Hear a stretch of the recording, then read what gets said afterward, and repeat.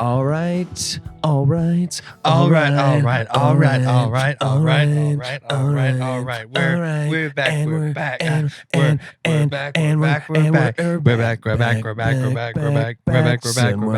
We're back. Guys, welcome back to the cHaSe dEaD podcast. As always, we're your hosts. My name's Nick. And per usual, I'm Phil. And guys, we're on it. We said we would do it. We said that we were going to take a Saturday to start recording podcasts. And so far, week one, we've kept our word. We did it one time. We've done it one whole time. So don't say we didn't try. For that reason, we're back with another episode 21. Crazy. Oh, that this it's episode happening. can drink alcohol. Oh, actually, you know what? No, this is not episode 21. This is episode 22 because we just shot the last one last week. Yeah. So we're on episode 22. We're going back to the usual formula. The last week, we were a little crunched for time. We were getting back into it. We wanted to see how it was going to feel, how it was going to go. And now we're going back to the usual cHaSe lore and other antics from the cHaSe dEaD podcast. So we've each got an album this week. We're in a much bigger space. We got some current events to talk to you guys about. We have the usual stuff. So why don't we just get right into it, Phil? I'm down to just jump in. Do you want to go first? Do you want me to go first? I'm down either way. As you guys know, this week I'm going to be doing Scaring the Hose by JPEG Mafia and Danny Brown from last March. And I will be doing Japanese House's latest album release, which is In the End, It Always Does. So why don't we play rock, paper, scissors here live on camera and we'll see. Best Okay. out of one time. And just to be On clear, go? it's going to be rock, paper, scissors, shoot. And then Okay. that's when you do Okay. it. Okay? Ready? All right, here we go. Ready? Rock, paper, scissors, shoot. Rock, paper, scissors, shoot. All right, you go first. All right, I will Or I go guess, first. or do you get to choose? Is it like the coin flip? I think that it does, but I'll go first. I'd like Cool. I'd like to do mine first. Sounds good. So, Scaring the Hose, right? Combo joint release from two of hip hop's most influential and interesting artists, JPEG Mafia and Danny Brown. Just a little bit of overview for both of these artists. For me personally, I heard JPEG Mafia the first time on their album, All My Heroes Are Cornballs from 2019. And was extremely impressed with the performances. Like, I did not hear any of the discography prior to that. And Peggy blew me away, dude. That album was fantastic. I still listen to it regularly. Standout favorites. I mean, like that's songs that, strangely enough, like even my dad kind of liked when he was still with us, and he hated rap. So like I don't understand why that resonated with him, but for some reason, maybe it was the words or something like that. I don't know. The Herman Cain lines were pretty hard. Maybe that just tickled his fancy in the right political way. No free advertising. Yes. Oh, fair enough. Sorry. No, you're good. We don't free advertise here. So, I've tried to listen to most of JPEG's releases since then, and have been very impressed. So I was anticipating this album. And Danny Brown, I've known for a lot longer. I think I heard Danny the first time on One Train by A$AP Rocky back in 2013, which was, of course, a fantastic introduction to Bitch Pussy Smell Like a Penguin. Like, I mean, you Wouldn't can't hit that shit with my worst enemy's penis. Yeah, you can't really have a more memorable and with so many fantastic artists on that, 6 fantastic rappers that and a lot of them contributed ended to up being on the same XXL freshman year. a lot of them did. Yeah.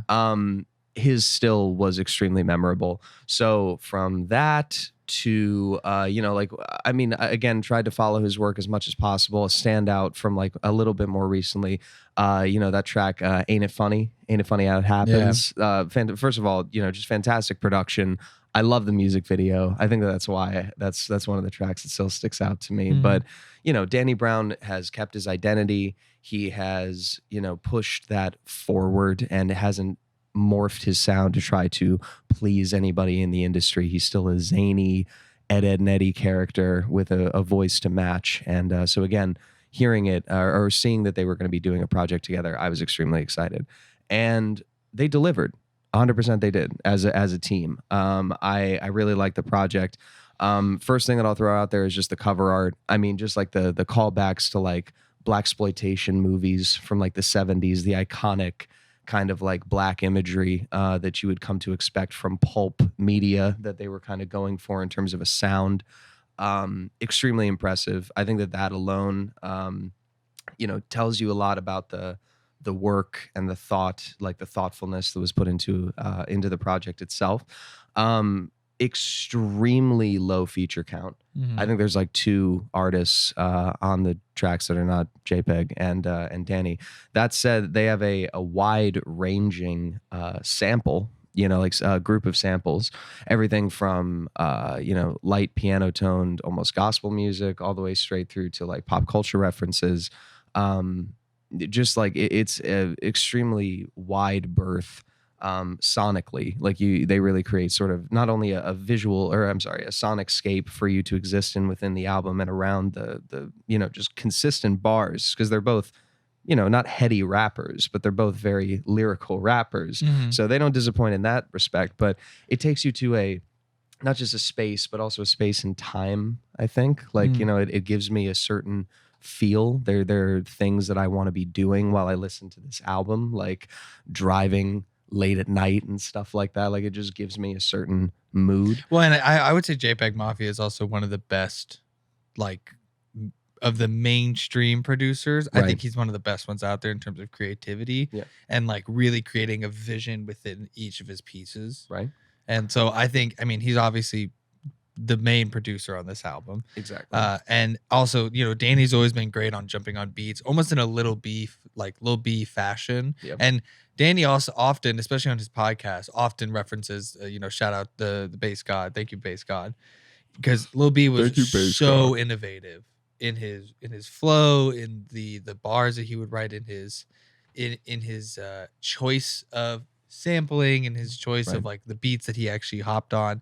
He's always been like very inspirational, and I think that Danny is also the same, in the sense that, like, his first major album that came out when he was on the label, like, is out there for like most mainstream rap fans. I would say it's pretty out there, so it's hard for them to get into. Right. I think that's why he stayed so under the radar for so long, up until recently, when he kind of really, really has made a push to get out there and put his name out there as someone who deserves recognition and respect. And I think this collab album was a great album. Was a great way for him to do that. I agree with everything tenfold. I mean, what's it called? Yeah, like the lyricism on the project as well. I don't want to skirt around, because I mean the production, as you said, is fantastic, and they're both sort of prolific for their abilities in that genre. But I mean, just the I think that what I wrote down on here for just like sort of an encapsulation of it, it's rapid, raging, and raunchy. Like all of the lyrics, and some standout tracks for me, of course, were "Step a Pig." I think that both verses on that were fantastic, as well as "Garbage Pail Kids." I also love Jack Harlow, "Combo Meal," the last album on the or the last track on the album, rather.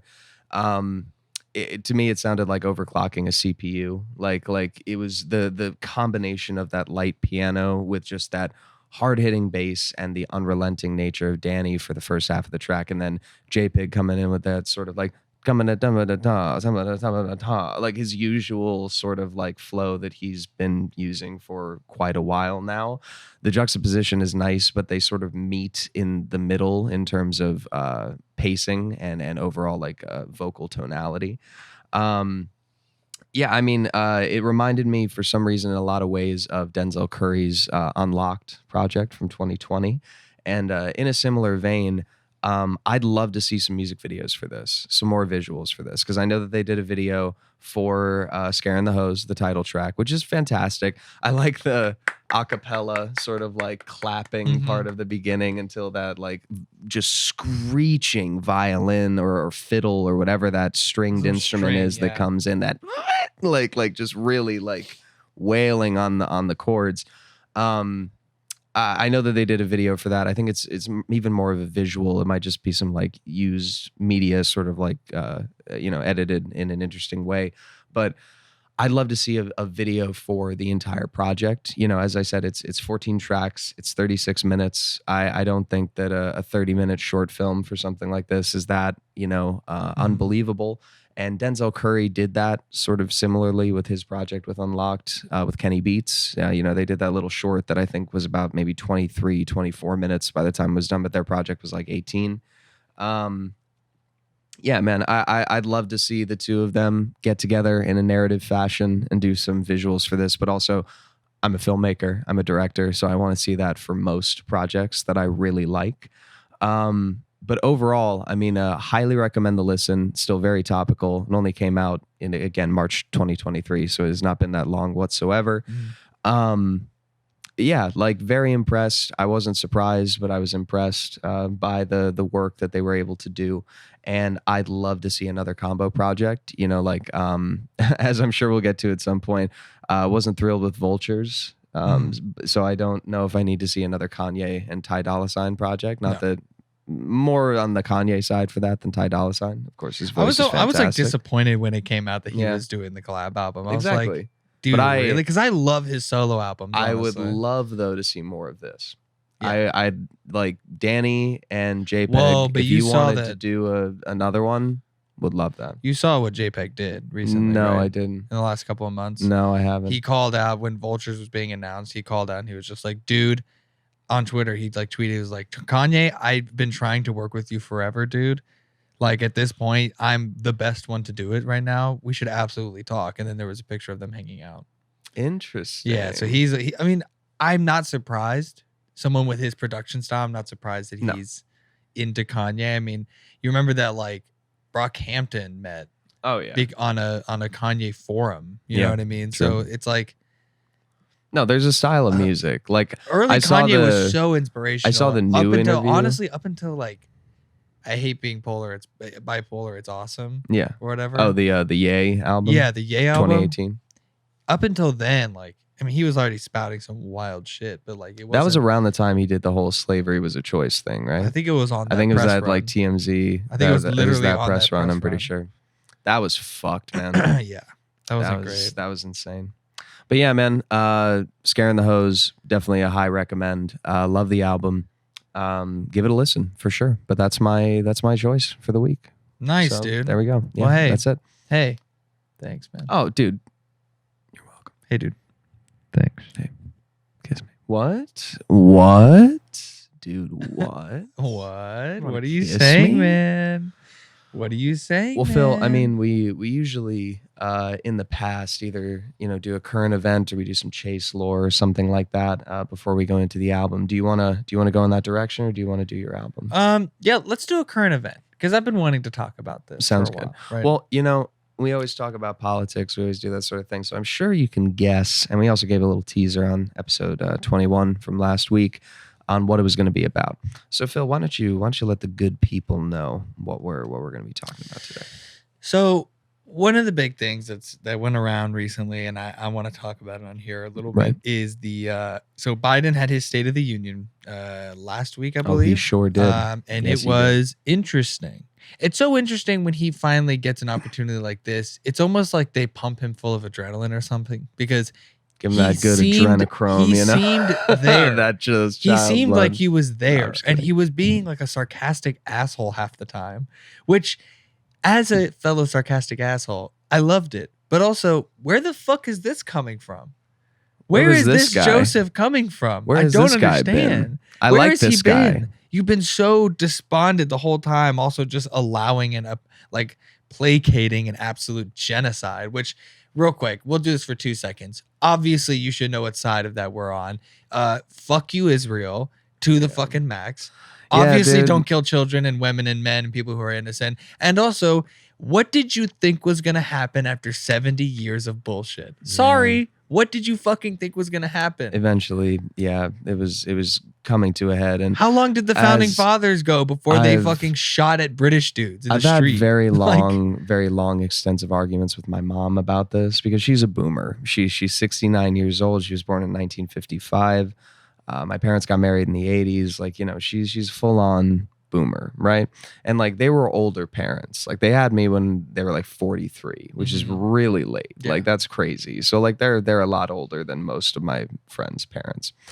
And yeah, man, like, it's been ingrained and rightfully so because of World War II and the Holocaust and the horrific atrocities that absolutely happened and all that other sort of shit. So like, no denial of that or anything like that. But she doesn't understand the idea that just because someone has been persecuted in the past, it doesn't give them license to do that to someone in the future. And more to the contrary of it's alarming that someone who, or like a group of people who have had such a history with genocide, would turn it proverbially onto another group of people because of their faith. And so she comes at me with the you're anti-Semitic, you can't think this way. And I'm like, Mom, I have no problem with Jewish people. The person who aligned Israel as a nation and its goings on with the like Jewish faith as a whole, really did a good job in the sense that you can't attack Israel now without attacking Judaism, which most people are not aiming to do. Don't get me wrong, there's some fucking neo-Nazis out there who are doing that hateful rhetoric and using it to their advantage, but I'd say your average person is not looking to do that. So all of this to say that it's an extremely complex issue. Times have changed. You need to recognize what is happening there. And I think that the only thing that I got her to really resonate with that hit me hard was there was a New York Times piece that was posted that I saw on Instagram maybe a week, 2 weeks ago. Yeah. And it was from the perspective of a young Palestinian man, probably around 28, maybe 30, something like that. So near our age, just a little bit older. And he was saying that ever since the October 7th, attacks and everything, I've been doing the only thing that I think I've been able, or that I'm capable of doing at this point, which is documenting what's happening. Because in a society that we live in today, with the interconnectedness and the worldliness of people through social media and the internet, and just like having accessibility to everything all the time, no one will stand for this. This can't happen to children and in the streets, and famine artificially created and everything like that. And as he kept filming it, it just kept happening. And the silence answered his question that no one was coming for them. Yeah. And that, yes, in this year, in our world, in 2023 and 2024, a genocide can take place on mass media outlets, and no one really is doing anything to stop it from happening. And I understand that comes from a place of uncomfortability. We don't want to align ourselves with the ideals of a past, horrific enemy. But again, Israel is not Judaism. It's a country just like anyone else is. You can call the United States a religious extremist group, a Christian nation, but that does not mean that if the United States invades Iraq or Afghanistan, it is speaking for the entirety of Christianity. And the point that I make about that guy in the New York Times piece is that is not verbatim, but it's almost a direct sentiment. It's almost a direct quote to Elie Wiesel in one of my favorite books, Night, which is about his account in Auschwitz and in different concentration camps during World War II. So to anyone who is Jewish, or especially Israeli who's watching, like I have, wept over the atrocities that happened. Like, I read Night multiple times a year. It's one of the only books that I keep on my laptop and on my phone, because there's just something about it that really speaks to me. So there's nothing to do with a lack of appreciation for the strife that the Jewish people have been through. But what is happening right now cannot be justified by what happened back then in any way, shape, or form. So when I saw that video on the New York Times and made the connection, that really, really affected me, and in a deep way. And not that it wasn't before, but that was a striking moment. And that's one of the only things that got my mom to really kind of be like, well, yeah. And it's like, yeah, man, like, you're not, you're not a Nazi because you want things like this to stop. Yeah. It's kind of to the contrary, you know, like, Well, yeah. Schumer and just that's went where a off lot on of it, man. And I was gonna say, let's just Netanyahu's go to got to that, get out of there, because man. that's one of our Got to get the fuck out. That's of one there. of our points, is because a more recent thing to do with Israel. Sorry, we'll that was talk a long, about Katie Britt it's a later. long talk. I'm No, you're sorry good. about that. No, you're good. We'll go to Katie Britt in a second, because this is actually more important, and this is still on topic of what we're talking about with Israel. Is Chuck Schumer came out. Chuck Schumer is one of the longest sitting senators right now in the Senator Senate. for New York. He's our senator. He's our senator. Yeah, he's our senator. And he's been almost like lackadaisical, almost like invisible. It feels like, ever since this started in October. It's been a while since I've heard anything about Exactly. him. That's It's what I'm been a saying. minute. So he came and had a speech in the House, or in the Senate, the other day, basically calling. It was 40 minutes. He went on for 40 minutes. He went on for a while. He said a lot of shit, and I was wrong. It was not. It was in a press conference. Yeah, I think it was. Sorry. Yeah. Whatever. Yeah, same thing. He called for Netanyahu to step down, or for basically for him to New elections. allow for. Dude, the tree keeps falling. We'll fix it in a second. That's okay. You talk. I'm gonna work on that. He called for Netanyahu to allow for an election to happen in Israel to see if the people still want his leadership and his administration to continue to run Israel, which obviously is not going to happen. But the fact that a congressperson has finally come out, a senator who is Jewish, by the way, to finally come out and actually like say, hey, what's happening is unacceptable. To quote him, said he said that Netanyahu has been, quote, too willing to tolerate the civilian toll in Gaza. We've now reached 30,000 plus casualties and murders, basically, going on of Palestinian people, mainly children. I think it's over 50% of them are children. Yeah, half the people. That was a huge statistic that I heard everybody throwing around, was half the population of Gaza is children. It's children, because like they continue to have people 18. taken and be put in this open air prison. And it's a whole, it's fucked. Like, so the fact that a senator has finally come out, and a Jewish senator at that has finally come out and said something against Israel is very, very big. And he's explicitly said that Israel. It's just critiquing the current regime, the Israeli administration, the current Israeli administration with Netanyahu and the extremists who are currently conducting a genocide in Palestine. Yeah. He said, as a democracy, Israel has the right to choose its own leaders, and we should let the chips fall where they may. But the important thing is that Israelis are given a choice. And so that's huge, right? Considering we still give about almost $4 billion to them in aid every single year, not including the basically like surplus, not surplus, what is it called? What do you think? Basically this like aid package that we just recently voted to give to them. Congress just voted to give them another couple $1 billion to basically, and also military equipment to continue the fight against Palestine. The genocide against Palestine. We should not let the complexities of this conflict stop us from stating the plain truth. Palestinian civilians do not deserve to suffer for the sins of Hamas, and Israel has a moral obligation to do better.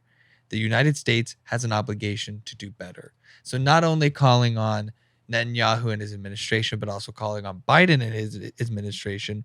And Biden, who has in his career as a politician, and yes, he is a career politician, he has been very, very vocal about his support for Israel and about how basically like they shouldn't stop until Israel has all of the land. He has said that in the 80s, in the 90s, and in the 2000s, there's video footage of him on the floor in Congress saying this exact shit constantly. And I think that a lot of people somehow they have been one of the greatest administrations to wipe the slate clean of a politician's past for this president, because everyone always brought up whatever Obama did back when he was a congressman and when he was a senator. And it's like, is everyone forgetting? He says all this shit about crime, about like, unreasonable imprisonment, about like, drug problems, about all these different social, liberal social talking points. And yet people forget that he's the guy who helped to pass the legislation that not only either created or perpetuated the exact trends and like detriments that are happening now. There's a lot His of crime bill in the 90s is one of the biggest reasons that we have the private prison system that we have today, and the drug sentencing and the first offense sentencing with all the bail bonding kind of stuff is like all led back to the APA bill with Reagan, and also the crime bill that Biden helped to. I don't think he wrote it, but I know he was one of the He was one of the major proponents for yeah, it, he was though, in he was one of the Senate. biggest speakers on this exact bill. And it's just like There's a lot of politicians like so that. it's like his old man brain. Like there's been times where it's like clearly of course he has I didn't learned do that, Jack. Yeah, there's been times where he's Let me clearly show ya. learned from his past in certain things. Like he Oh, was folks. not a supporter of gay marriage in the past, and then once obviously being vice president for Obama, he came out and his rhetoric for what did seem like he truly like turned a new leaf. But with this one, he is white man hard fast on this shit. Like he is like, nope, Zionism is good. I am a proud Zionist. What's the problem with being a Zionist? And it's Right. like, brother, a lot. A lot. Like There are issues if there. it splits religious people, then it can't be that great. You know what I mean? Like Very within true. their own religion, within their own culture. So I will say that he called Netanyahu a major obstacle to a solution of any kind of two-state solution. I don't see a two-state solution coming anytime soon. I would be surprised if it happened at all, to be quite honest with you. But I don't know how you solve that. And I don't mean in some like, it's hopeless, give up. I just mean like, it's such a difficult thing because you're dealing with people's faith. And well, that's this is if why- you look in big picture, that is the biggest problem. Yep, here, that's why is the this divine separation right of, to land, which is church and just state, malarkey, dude. Get really- out of my face with all that. it needs to be addressed at some point because It can't, holds us back. Yeah, and you can't tell somebody objectively, no, that's not a thing because we don't know if your religion is right or not or real or whatever, Dude, because then it's immediately an being a attack, former like you know? devout Christian, I can tell you right now, reading up on and I should read through the Torah and I should absolutely read through the Quran just to see. But I can tell you right now, if there is one, if there's any kind of divine presence, then I would say the Judeo-Abrahamic religions did not get it right. No. They No, I don't think did so. not get that shit right. I don't think so either. I would really say don't. something that's probably, stood the test of time, like Hinduism or Buddhism, or even like Shinto, the what's it called? The Japanese like spiritualism. Sure. I would say that probably is closer. You know what I mean? Because Like those you have, said, they've those been have stood the around test for of time longer. for centuries and centuries. Yeah. I don't know, but no one can know. So I do want to Truthfully. say, obviously, Israel came out and condemned this speech from Schumer. Yeah. The far right As well as Biden's Israeli support finance for minister, Bezalel Smotrich. I'm not even going to get close to getting that right. He said, Apologies. we expect the largest democracy in the world to respect Israeli democracy. Which is interesting because they pushed past, which is a Putin move, they pushed past an election to basically just kind of bulldoze through what's going on right Go now. to war. So it's very interesting. Mitch McConnell, so Republicans came back, which is funny because I feel like people like Marjorie Taylor Greene, who believes in Jewish space lasers, do you think she's like, hell yeah, Schumer, go for it? Like, That's a good question. how do you think she feels? Because I know, like, obviously the like Extremely conflicted. Yeah. She's just, the worst how person. do I play this? The worst person just made a good point. Like, How do I play this one? yeah, you know what I mean. Like, God damn. well, because they blame supposed to play this they blame one. Israel on everything. So many of them believe that 9/11 was an Israeli job.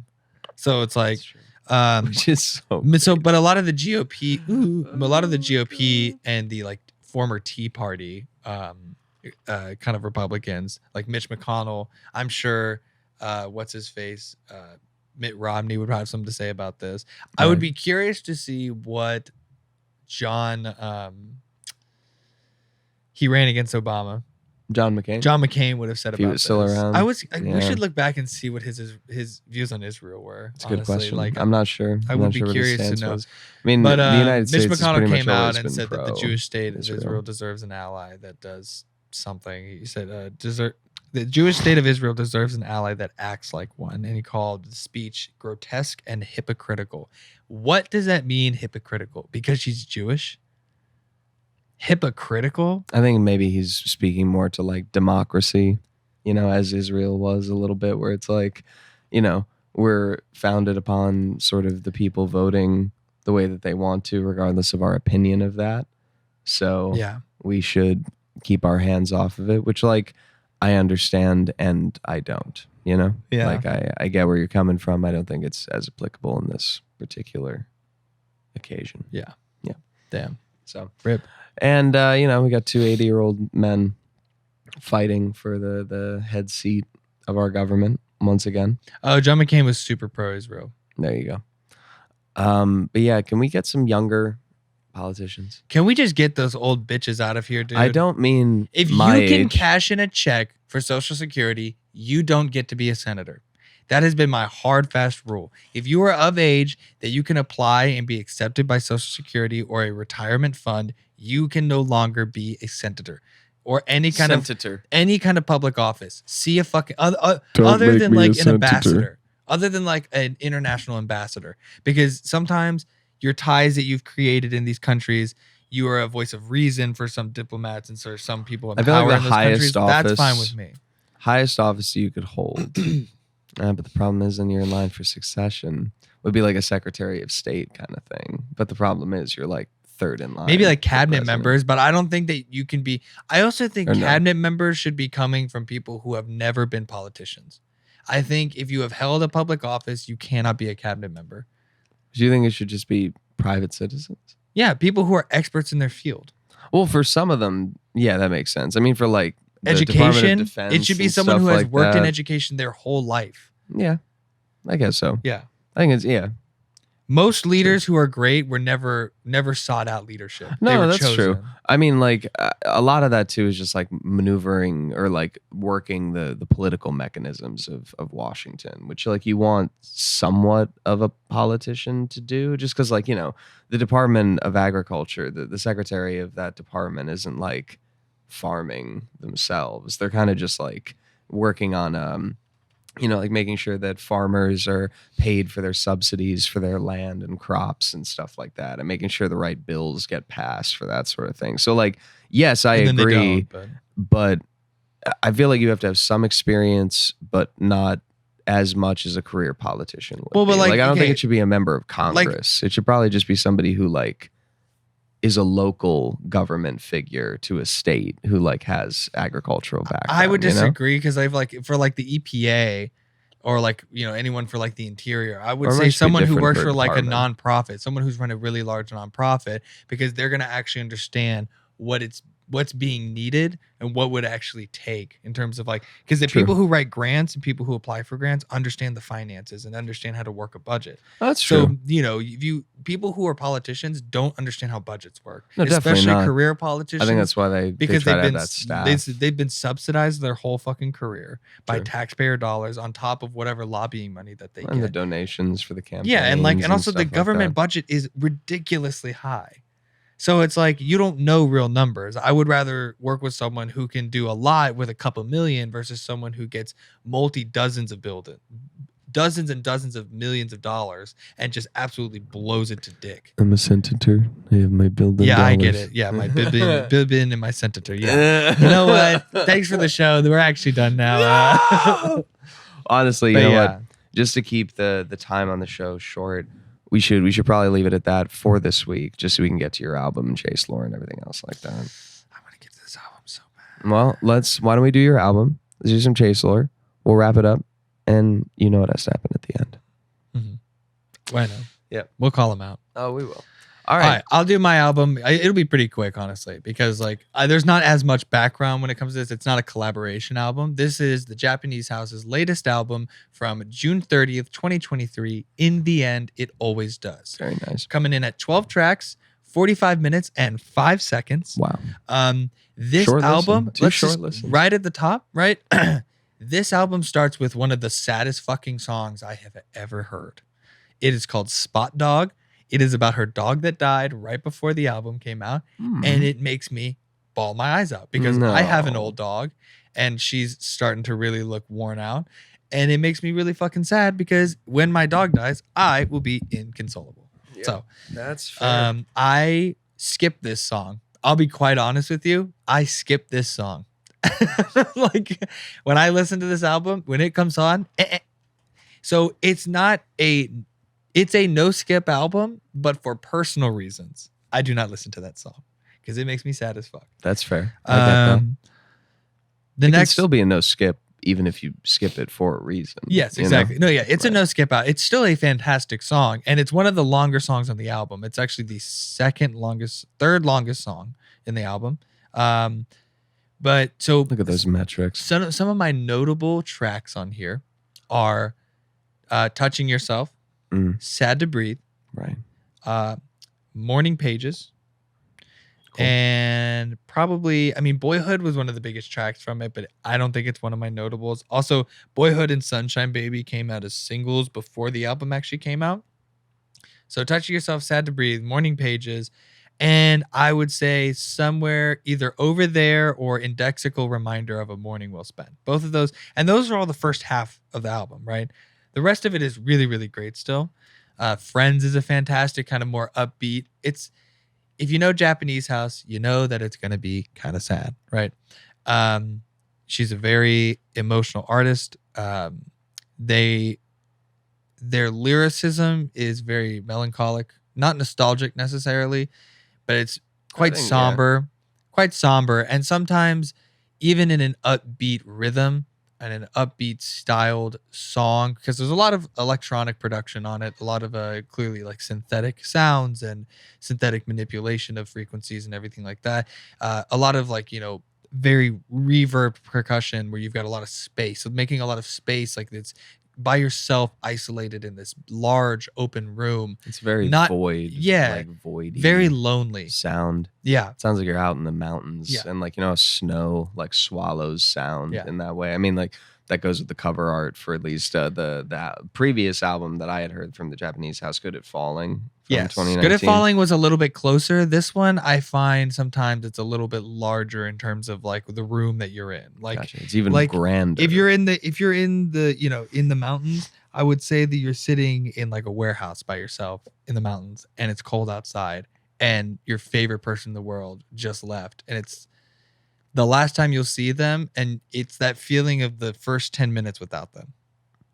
Yeah. Realizing that they're It's gone. good. It's good This encapsulation. album is a breakup album. Like been explicitly said so by, you know, the artist herself. And so the breakup was, according to the artist, was she was in a throuple, a Okay. relationship that already existed. Gotcha. And then it was a 3-way breakup, basically, where like they all split afterwards. And she lived with them for a while.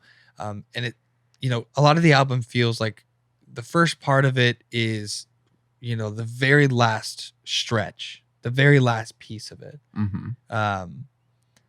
Almost as if when their eyes opened up to the problem that was in front of them Gotcha. for the artist. Deep in And- it, but just starting to get out of yeah, it. yeah. And you know, Touching Yourself and Sad to Breathe are really like the ending. Touching Yourself, I would say, is the ending, and Sad to Breathe is that first 10 minutes. And it's really what kind of sets the rest of the album in there. And then the rest of it is, you know, memories, it's hindsight, it's looking back and being like, I should have done this, I should have done that. It's that repeating to yourself, the what ifs, the I should haves, for Over There, for Morning Pages, for Indexical Reminder of a Morning Well Spent, for Friends. Friends is almost like angry, like really being like, oh yeah, you know what, you were like that actually. And it's that part of grief of losing someone, but they're not dead. Yeah. You know, just knowing that person will continue to exist without there's no finality to Yeah, it. not There's around no you. mortality to it. There's just knowing that they will go on and continue to live their life, the world will spin, and that resentment of you from them will continue to move on and perpetuate and morph into something new that will then make them into a completely different person. Yep. Know that feeling. Yeah. Yep, for sure. Yeah. Absolutely. So and I really think that this album personifies that really, really well. Very nice. Yeah. Oh yeah. I gotta give it a listen. I haven't listened to it yet, but I need to. Yeah, and it's a quick one. I listened to it. It's funny. Earlier last year, went through a breakup. So when this came out, I was like in that Friends part of it. Yeah. Gotcha. Fair enough. And then now, Understand. now that moved on months later, now in a much better place, in a much better relationship. It's fantastic. Yep. Shouts out to you, babe. But yeah, it's a really good album to go back and sometimes I think because I was an actor for so long, I sometimes like to immerse myself in feelings. Right. And I get that. I like to go back to this album a lot because it does encapsulate a feeling so well, and it is almost like it's entertaining and not fulfilling but satisfying sometimes to go in, and then as soon as the album's over and I move on, I'm like, okay, it's so momentary and well encapsulated within the album. You can just crawl inside of it for that time. Really, truly. You can crawl inside of a sad hole. Back out of it. If you're feeling depressed, you can listen to this album. It will validate your feelings, and then it will let you move on without them. Nice. Very therapeutic album. Yeah, I would say so. Hells yeah. I would say so. So I'm excited to see what Japanese House does. They just came out with a live session version of this. They did that with their last one. They called it the LA Sessions for Good at Falling. But yeah, definitely go listen to this Japanese House. In the end, it always does. It looks like this. Very nice. Well, all right. So 2 albums down, current events down. Yep. So I think that leaves us with chase lore. Chase lore. Chase lore. Chase A little bit of chase lore. Chase lore. You want to spend a little chase lore? Running on the chase lore train. Chase lore, chase lore. Running on the chase lore train. Chase lore, chase lore. It's the chase lore. Train. It's the chase lore. Hell yeah. So, guys, now that we're in, sort of the aftermath of our nearly 3-year hiatus, we knew that we couldn't just continue the lore the way that we were doing it. I mean, we're going to keep the same format and formula, but we're moving on a little bit because there's a lot to cover, and we want to get to some of the more juicy parts of it. Mm-hmm. So we're skipping all the way from where we were at the book of Nehemiah in the Old Testament, in the book of chase, straight to the New Testament. Fuck the rest of the Old Testament. All you need to know is that Chase got buff.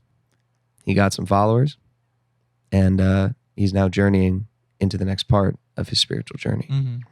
So we pick up our story in the book of Chase during his journey across the Great East River to the land of Brooklyn. Now, Brooklyn is a very mystical, interesting place.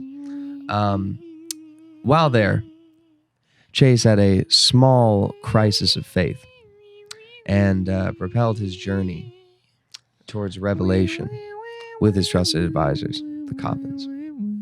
So they fear that because of this crisis of faith and the way that Chase, started eating the wrong way, the way that his tone and his muscle definition began to wane just ever so slightly, they feared that doubt had crept into his heart.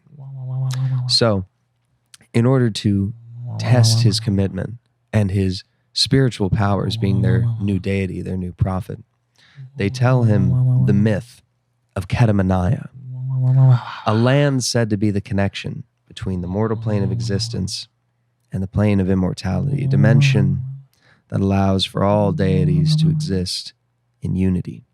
Now, Chase strongly considers the journey to this place, and also knows it to be just a legend. But the Covens reveal to him that there is a strong possibility that this is all true. So, they recount, these ancient sort of like parables of past heroes and demigods who had embarked on similar quests to Kedamaniah, underestimating the caliber of the evil that they would encounter, only to fall prey to the very evil that they mistook. So, heeding the warning of the Covens, chASe begins his preparations for his journey of self-discovery. At this point, we're going to introduce some extremely important characters within the Chusean religion. They're actually present in a lot of the Abrahamic religions in some ways, though you know them by different names. So, unwilling to cease the constant conversion of unsaved souls of the Chusean faith, chASe calls upon the Knights of Vikander to continue his mortal mission in his absence. So, using the immortal kettlebells that chASe kept wrapped in between his thighs, he clanked them together 4 times, signaling to all the land that the Knights of Vikander, would be riding towards their position. The knights bear names that have no true translation from their fabled language of Vikis. Yet historians have come to refer to them individually as Matthew, Mark, Luke, and John. You might know them from the Beatles or whatever they were in besides that. I think that was NSYNC. I think NSYNC with Mark Matthews. Backstreet Boys. Run DMC. Beastie Boys. Third Eye Blind. Run DMC. It was Run DMC. Yeah. Okay. Okay, cool. So, in later centuries, the Abrahamic religions adopted this, but their effort was to increase the geographical awareness of chASe and his glory while he was away searching for the mythical land of Kedamaniah. So, the 4 knights go on separate journeys themselves through various regions in order to spread the word of gains, eating good bread one has baked oneself, and drugs. Matthew shall be the first of these knights to journey forth, and the first book that we will be discussing next week. That is the book of Deus. So to talk a little bit about our offering today, I'm going to hand it over to Phil now that you have some context about where we're at in our faith. Our offering today represents new life, represents a new beginning, represents a journey. What was once a seed is now a tree, and those trees of old are cut down to stumps to make way for those that are new. The bushes represent those obstacles that could have blocked the tree along the way, could have stopped it at a sapling, at a seedling. Instead, the tree persevered, garnering the air, the sun, the rain, and the earth. The 4 elements to be able to create life for itself. As chASe did for us, the tree does for the earth. Giving back nutrients, taking, giving, using only that which is necessary for survival, while offering shade to those who are beaten down by the harshness of the sun, by the biting cold of a winter's breeze. And so our offering today is just a piece of the glory that comes from chASe. Blessed be he. And in chASe's name we pray. Amen. All right. Well, that has been our chASe lore for the week. So look out for the book of Matthew next week, in which he will journey into a certain region, try to convert some Chuseans, and we might just see one of chASe's first miracles. Catch us next time on chASe Lore. chASe lore. chASe Lore. chASe lore.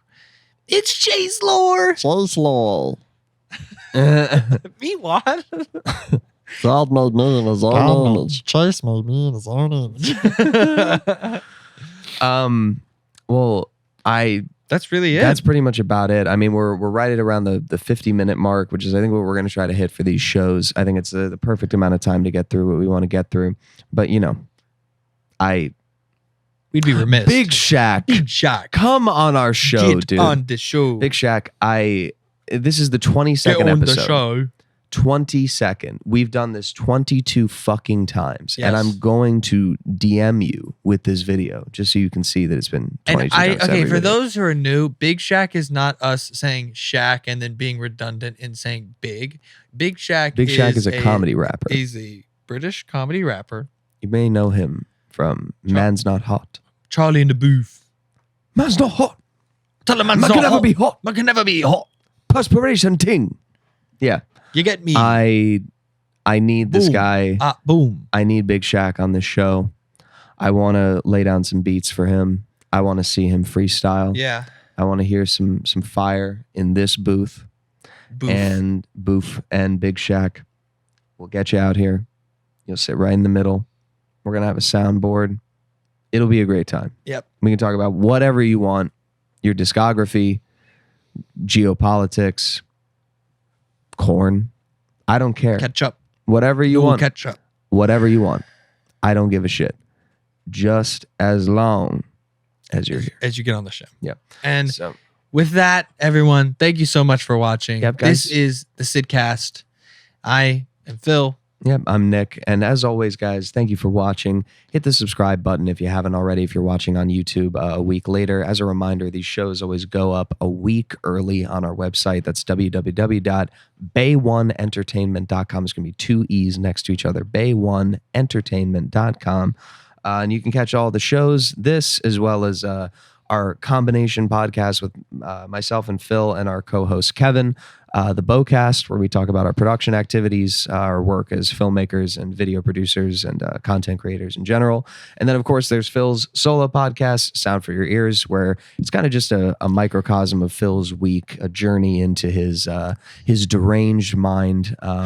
So take a look at any of those. Give us a watch. Yeah. Give us a like, subscribe. Leave your thoughts below. I'm sure that there's going to be a lot of comments after all that shit about Israel. So let us know what you think. Even if you hate us, I want to hear that shit so I can fucking respond to you. So point yourself out. Make yourself known. Point yourself out for us. Yep, exactly. Also, make sure to follow us guys on Instagram, the Bay1 Entertainment Instagram. Yes, absolutely. BAYONE Entertainment on Instagram. You can also follow me at Mophead Records. You can follow Nick at nick.bradshaw.20. You can also follow our other co-host, Kevin, at _K_Mora. Also, to any brands who might want to sponsor this unhinged rambling, just know that we do have a product demo in mind, and we would be ready to show that off at any point. So please sponsor this. Please sponsor this it full time. Let us know. We don't really need much. We just need a little support, and we could boost the show up to a much bigger place. Absolutely. And also we could do cooler like film stuff. And also check out our sketches that are going to be dropping on the Bay1 Entertainment website. I just remembered that. Yes. We're working on comedy sketches now. We're really making a lot of internal content and stuff with ourselves because, it's great to work with other people. Please, also, if you want your project made, hit us up. We are Studio House. We can do whatever you need. It's whatever. Just really all the shameless plug. ATMs. Yeah. We also we have we're a just car we just wash do in Bayonne, shameless New Jersey. plugging here. It's what we do. Okay, so chill out, get used to it, get comfortable, used right? to it. But yeah, thank you guys so much for watching the show. It's great to be back to it. As always, thank you so much. We'll be back next week. If we're not, vape hunt into us the down. mic is crazy. Hunt us down with pitchforks and torches. Please go ahead. All right. Well, we'll see you guys on the next episode of the cHaSe. Thank you for watching.